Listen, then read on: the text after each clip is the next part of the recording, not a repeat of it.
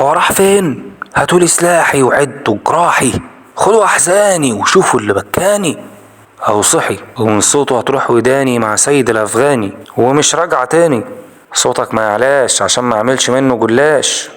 انت شعرك اصفر زي الشمس وعينك زرقاء زي البحر ولبسك اورنج، يعني فيك النور والضلمة وتظهر القرار والظلمة. يعني ايه؟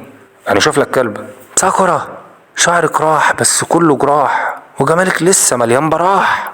هو فعلا راح وكله دلوقتي مرتاح، بس انا الحزن غلبني باكتساح.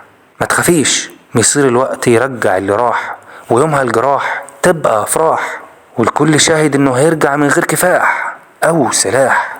اكيد هيرجع مادام الاساس لسه فيه احساس، والايام هتدور ويدخل عليك السرور. شكرا بجد فرحتوني وشلتوا من قلبي همومي.